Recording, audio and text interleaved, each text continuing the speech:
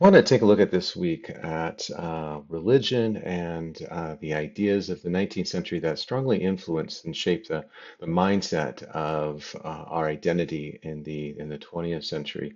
Last week we were taking a look at nationalism and some of the effects of nationalism and how that leads to World War I, questioning ideas like what would it take to cause us to take a life or to give our life for a particular cause, and why is it that we view our plot of land as superior or better than someone else's plot of land as we think about nationalism, what that means, and some of the negative aspects of that. And wanted to back up this week and take a look at some of the ideas that have really shaped the way that we see the world and that really helped to lead to some of the catastrophes of World War One.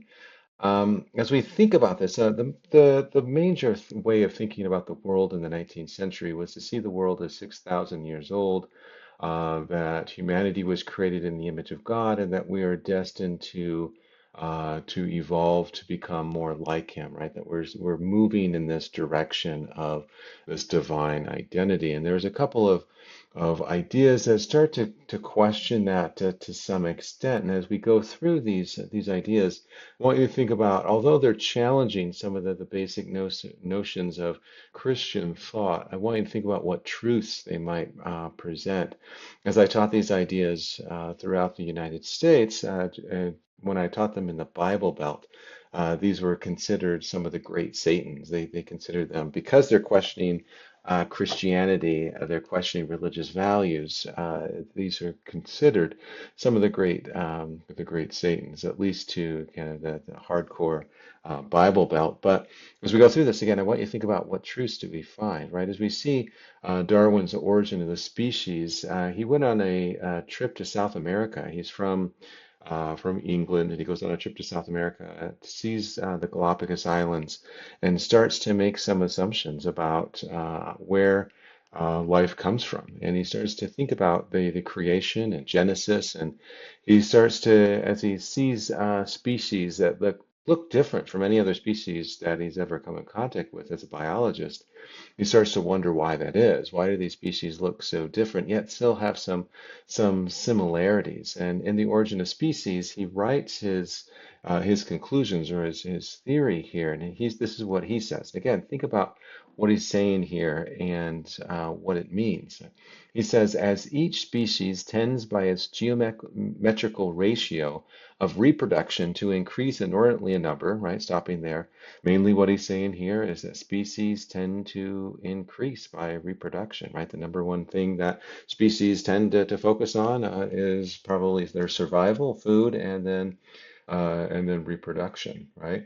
And then he says, he continues on, as the modified descendants of each species will be enabled to increase by so much the more as they become more diversified in habits and structure. And so, stopping there, what he's suggesting is that species that become modified, that adapt to their surroundings and their circumstances, will be able to increase in population more and be able to populate and spread out and fill the earth. And I think that there's, a lot of similarities that we see within our own theology within the church, that God has given the commandment to reproduce and to fill the world. And we definitely see that within his argument here, that species tend to want to continue to adapt to their surroundings. And so he continues on, so as to being able to seize on many and widely different places in the economy of nature. There will be a constant tendency in natural selection to preserve the most divergent offspring of any one species. And this can happen in any number of ways. This is kind of boil this down. This is the soundbite for Darwin is this survival of the fittest. But this can happen in any number of ways. It could happen in number one. Generally, what happens between species is when it's mating season, you have the males competing for supremacy, and then it's the winner takes all, right? And this is within lions. This is within deer, antelope, whatever the case may be. there's always a competition for who gets to pass on their lineage to the next line, right, of descendants. But it also happens with organisms, species that are weaker. They tend to the savanna or the jungle or the woods, whatever the case may be, generally tends uh,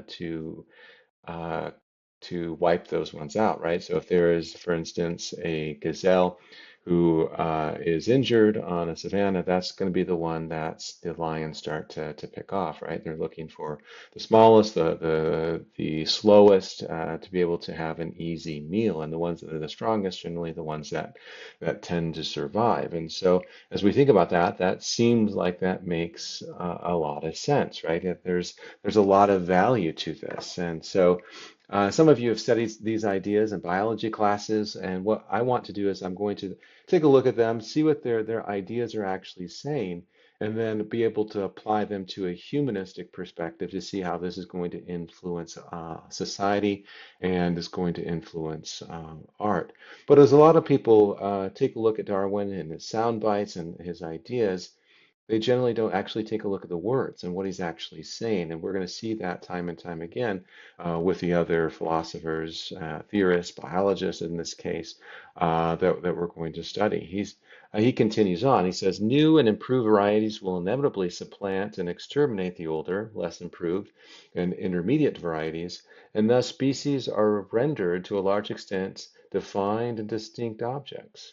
Dominant species belonging to the larger groups tend to give birth to new and dominant forms, so that each large group tends to become still larger, and at the same time more divergent in character. And so, what he's suggesting there is that thinking about this on a DNA level, if you have an immunity to a specific virus or organism, then you're going to be able to carry that immunity on to the next generation. Whereas if a particular organism is susceptible to that, then it will become extinct. There are a couple examples of this, historically speaking. The Irish potato famine is one. What happened in Ireland was that they found one potato that was extremely large and grew really well, and it was a great potato. And so what they did is they cloned that potato, and so throughout all of Ireland, they were mainly having one particular species of, or whatever the case may be, whatever they call it, one particular brand or type, I guess that would be better, of potato.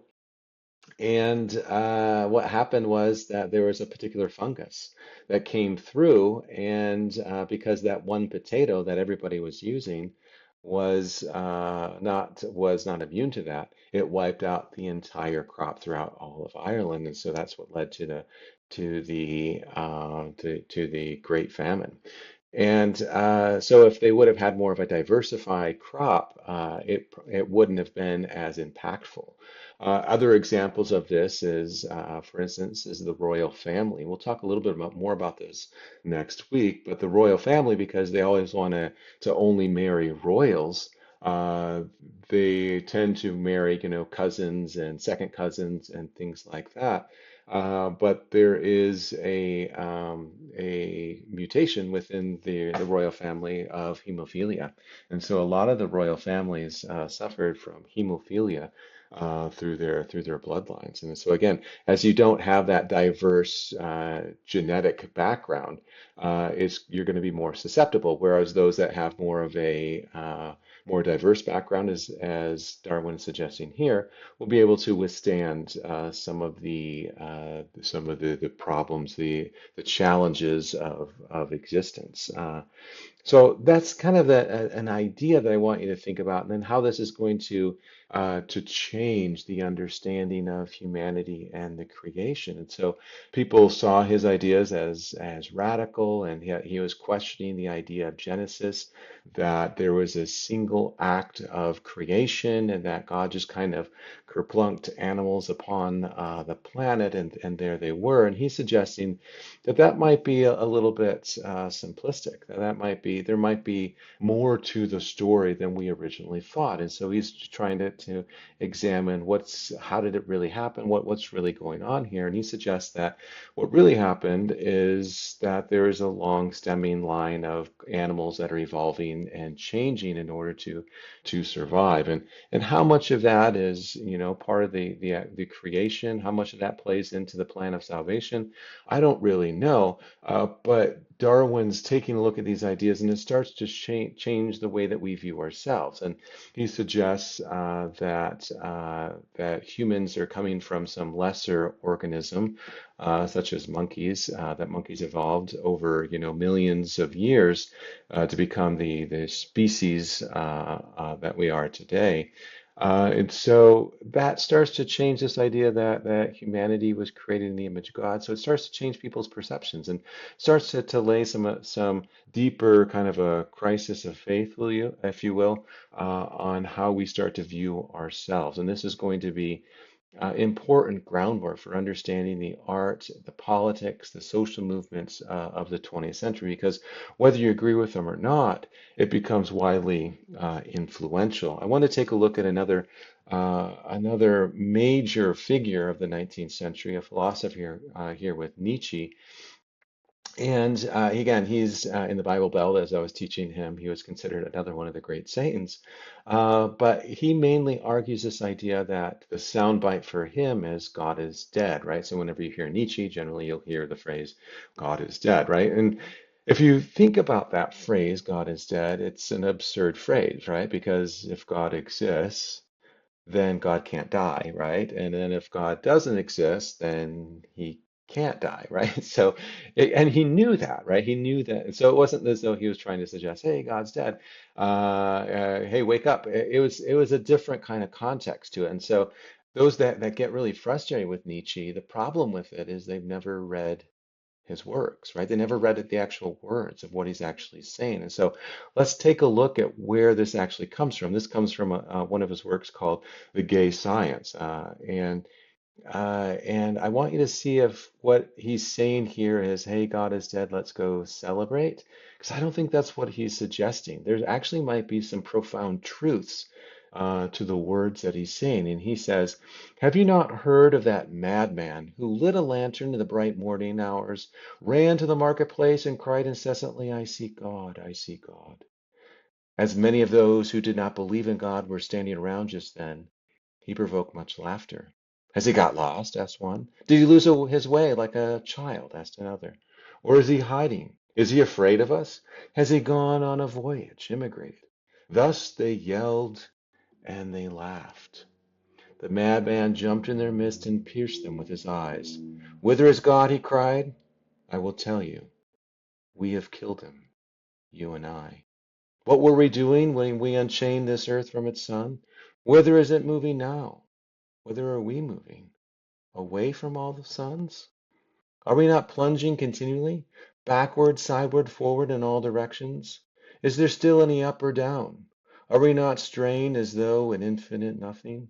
Do we not feel the breath of empty space? Has it not become colder? Is not night continually closing in on us? Do we not need to light lanterns in the morning? Do we hear nothing as yet of the noise of the gravediggers who are burying God? Do we smell nothing as yet of the divine decomposition? God's too decomposed. God is dead. God remains dead. And we have killed him.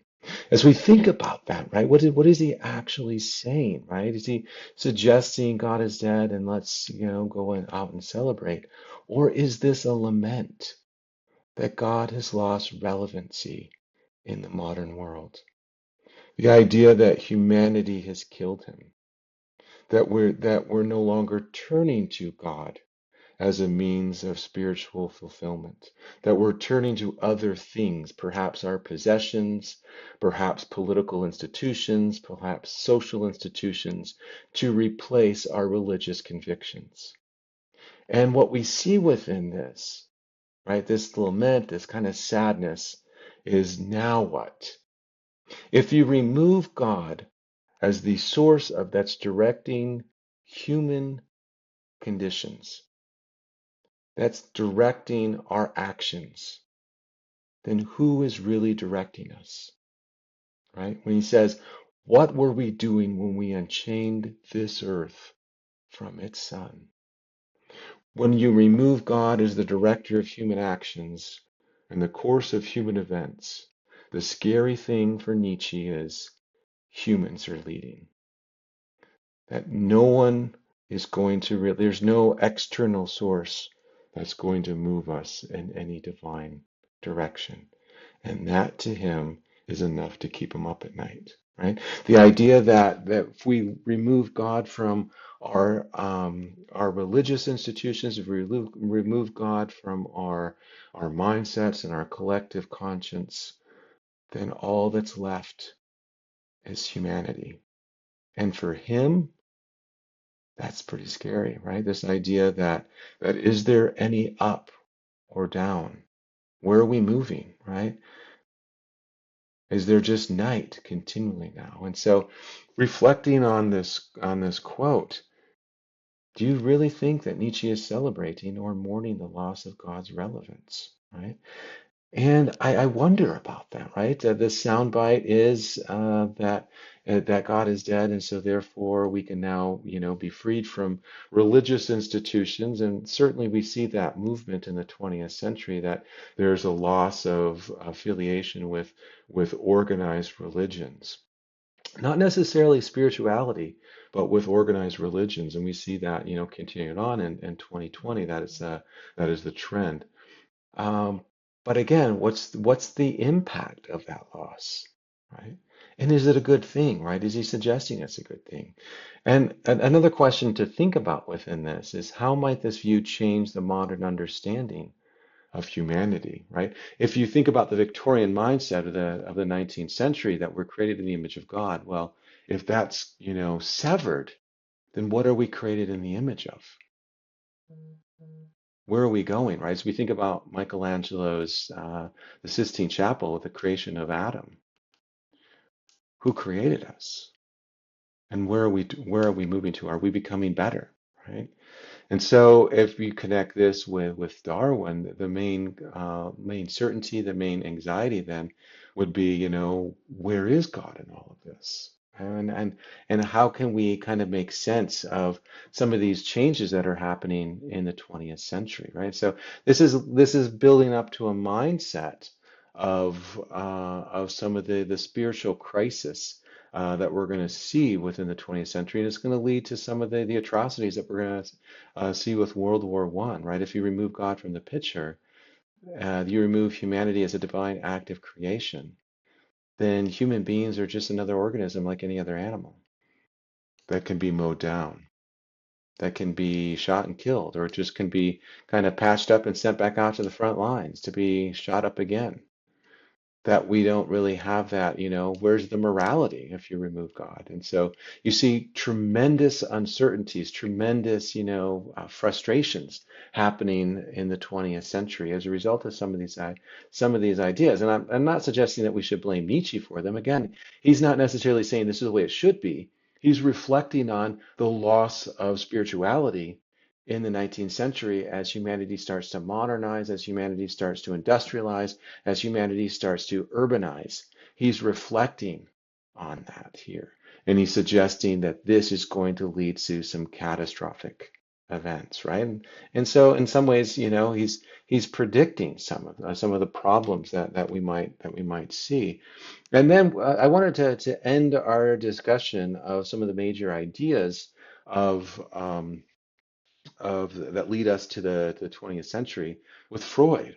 Freud is writing at the later part of the 19th century. He writes Interpretation of Dreams in 1899, and he's taking a look at how dreams, that the inner psyche, and how that influences our behaviors, and how, he's also examining what motivates us, right? What desires do we have? And then he writes this after World War I, trying to understand what is humanity. Why are we here? Where are we going? Right? And what does this all mean? And so as he takes a look at 20 million deaths of World War I, leaving gaping holes in the population of Europe, the map of Europe torn to shreds, and countries, new countries developed, old countries, old empires falling away. Seems like everything is in chaos, all because of the vanity of humanity. He starts to say, well, what does it mean to be human then? And this is what he says. I want you to think about if he's right. Is he correct about any of this? He suggests that men are not gentle, friendly creatures wishing for love. And I think, I mean, he says this kind of gender specific, but I think perhaps what he's suggesting is that humankind is not gentle, friendly creatures wishing for love who simply defend themselves if they are attacked, but that a powerful measure of desire for aggression has to be reckoned as part of their instinctual endowment. So, as he suggests there he suggests that part of us, at the very core, is aggressive as we fight for survival, as we fight for supremacy. He suggests that part of this is aggression. And the aggression, that generally, when we think about aggression, we think about physical aggression, and that is a big part of that. And I think we can see that within the world. But aggression doesn't necessarily have to be only physical. It could be emotional aggression, passive aggression, right? That could be something else, or it could be, he also suggests that comedy is actually a very aggressive thing where you're taking yourself and you're putting someone else down, right? That is very aggressive. And he says that if we are to understand the true nature of the human existence, we have to admit that we are at our core aggressive beings. Right. And so it's not as though we're just kind of created in the image of God to be good, right? That might be part of it. But the other part of this is the natural man. And he's trying to understand and to grapple with this. He says the neighbor is that the result is that their neighbor is to them not only a possible helper or sexual object, but also a temptation to them to gratify their aggressiveness on him, to exploit his capacity for work without recompense, to use him sexually without his consent, to seize his possessions, to humiliate him, to cause him pain, to torture, and to kill him. Homo homini lupus. Man is a wolf among wolves. Who has the courage to dispute it in the face of all the evidence in his own life and in history? And so as we think about that, right, as we're honest with ourselves, is this an accurate representation of the human condition? And a lot of, people that I talk to, I show this quote to, they say, yep, that's it. He captures us. And then I say, well, is this the definition of you? And then they say, well, no, that's not who I am. That's not how I would defend myself. And so then that makes me wonder if this is an accurate representation of humanity, does that mean that they're not human, right? And I don't think that's what they mean. But he is suggesting that we are, right, this aggressive entity. And this is perhaps to him explaining why we have things like World War I, and why we have so much horror and violence within the world. And so we take a look at the world around us. Would you suggest that humanity is gentle, friendly creatures wishing for love? And I think that there's a measure of people that are out there that we could say, yeah, people are gentle, friendly creatures wishing for love. But I would suggest that he would probably even argue that those who are doing things selflessly for like service, helping others, he would suggest that that too perhaps is a selfish act because you're trying to earn your way to heaven, so to speak. That could be one reason, or you're trying to fulfill yourself to feel good about yourself. That could be another reason. And so he suggests that there's a little bit more complexity to these ideas that than we generally tend to give credit to. And so he suggests this new change, this new understanding to humanity again. Again, he's not necessarily, suggesting this is the way it should be. He's reflecting on what he's observing. And so we have to kind of think about that as, I mean, his ideas do become influential, but it's not as though they're influential and then we're like, okay, now it's okay, it's justifying aggression. They become influential in the way that we see people. You become influential in how, we start to understand, oh, that's why people are so violent and aggressive, right? So when we say that Freud is influential, that's what we mean by that. When we say that Nietzsche is influential, it's not as though, he's advocating for the laws of religion. He's influential because he's describing what he's seen within the world, right? And he's, the one that really encapsulates a lot of those views. And so we have to be careful as we see it's influential. We can't necessarily blame him for it. He's just reflecting on these ideas. And here's a couple other quotes to think about in terms of Freud that are really, I don't know, impactful, meaningful. They really sum up a lot of his ideas and sum up a lot of what how he's describing humanity. He says, most people do not really want freedom because freedom involves responsibility, and most people are frightened of responsibility. And I think about that with a lot of people that I know, right? Do they really want freedom? Most of them would say, and at the core, they would say, yes, of course I want freedom. But if you dig a little bit deeper, they start to say, I don't know. With freedom becomes a lot of responsibility. Maybe you guys feel this within, your homes with, as you guys, eventually move out with the end of the coronavirus and gain that freedom, gain that independence. With that comes responsibility. Some people are ready for it. Some people are not. I remember having one conversation with my oldest son. This is, probably over a decade ago.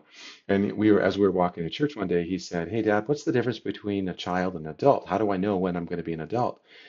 And I said, I really thought about this. I took it as a kind of a serious question because I think that's where he was coming from. And so I finally replied, I think the difference between a child and an adult is that an adult takes responsibility for his or her actions, whereas a child wants someone else to take responsibility for it.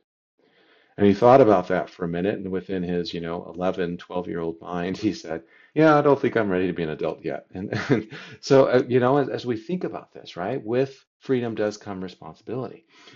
He says this, he says, unexpressed emotions will never die. They are buried alive and will come forth later in uglier ways. And so as we think about this kind of repression of, desires and urges, he suggests that, what? We need to do that to some extent, but he suggests that we need to also find positive ways to express that because he takes a look at his one of his models his that he develops a structural model with the id, the ego, and the superego. He suggests that we need to find a balance between what society needs and what our individual needs are in order to have this healthy relationship. And so he suggests that we need to understand the natural man and be able to work, with it, not just, bury it and just say and pretend that it doesn't exist, but we need to realize and recognize that part of ourselves so that we can find more positive ways of dealing with it. And he says this, he says, one day in retrospect, the years of struggle will strike you as the most beautiful. And so this is something perhaps to think about with your college years, or maybe, this year, 2020 has been kind of a dark year. Maybe as we look back, they will be some of the most beautiful that we've experienced. And so just some interesting thoughts and ideas that Freud expresses, right? But again, I want you to think about how these ideas might change the way the understanding of humanity. And so art starts to reflect this. They start to see these understandings of Darwin, Nietzsche, and Freud, and they start to suggest there's a different view of humanity within the 20th century. Rather than seeing ourselves as Michelangelo's David or Michelangelo's Adam, they see ourselves in a different way, right? In a perhaps more grotesque sort of way. But again, they're not necessarily suggesting this is the way humanity should be.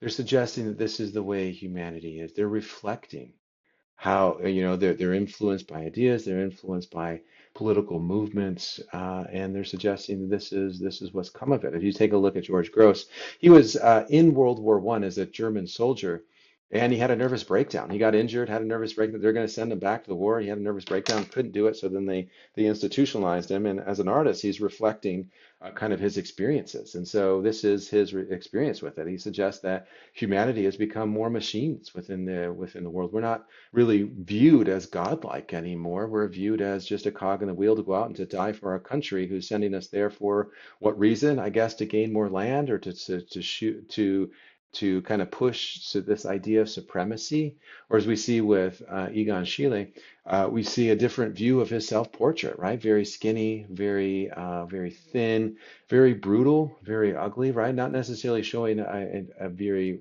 kind of glamorous view of humanity, more of the darker side, right? As we have to understand, we have to grapple with that side too. But some of the ideas that we're going to see with Darwin, Nietzsche, and Freud is that political institutions are going to start to co-opt some of these ideas, and then they're going to start to pervert them, right? As we think about the ideas of Darwin as a political institution, if you remove spirituality from the creation, or if you remove religion from the equation, as we see with what Nietzsche is reflecting, then all humanity becomes is just organisms to die in battle. And so this is what's going to increase the casualties during World War One.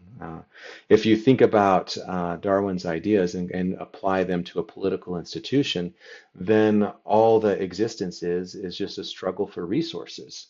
And so if existence is a struggle for resources, then if I'm a nation, I need to go and take someone else's resources because they're just my resources that got on someone else's land. And so I might as well go take their land and their resources. And so if you start to kind of take those ideas and then pervert them within a political mindset, they then become really catastrophic, and we're going to see that, and then artists are going to reflect that as well, right? They're going to reflect some of those atrocities and this understanding of how do we make sense of who am I, why am I here, where am I going within the world, and I wanted to show you this.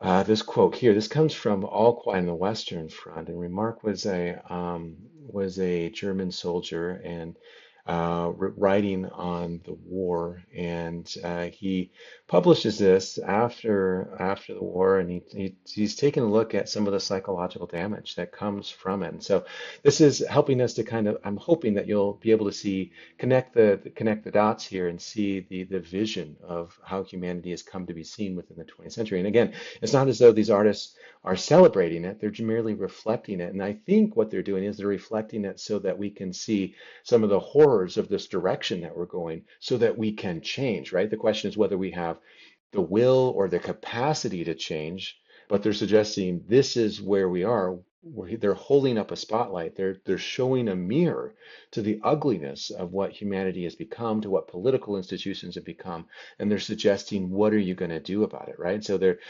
trying to create awareness, not suggesting, hey, this is this is what humanity should be like, right? This is what humanity should be. They should be more machine-like. They're suggesting that yeah, this is way we shouldn't be, and maybe we can, if we create awareness, we can stop this whole thing. And he says this is towards, I think it's towards the no, this isn't towards the beginning of All Quiet on the Western Front, but I think they put this as the introductory quote to it in the later editions. And the protagonist says, "I'm young, I'm 20 years old, yet I know nothing of life but despair, death, fear, and fatuous superficiality cast over an abyss of sorrow." That's a mouthful, and it's a really sad sentence, right? So he knows nothing but despair, fear, and superficiality over an abyss of sorrow, and so that is kind of what political institutions are doing within the 20th century, changing humanity. He says, "I see how peoples are set against one another, and in silence, unknowingly, foolishly, obediently, innocently, slay one another. That we're not necessarily our brother's keeper anymore in the modern world, that we've become just animals killing other animals for supremacy and dominance." And so they're getting us to reflect on that, and not necessarily to celebrate it, but to suggest, you know what, we need to change, right? And so in subsequent lectures this week, we're going to take a look at how these again influence in art and literature.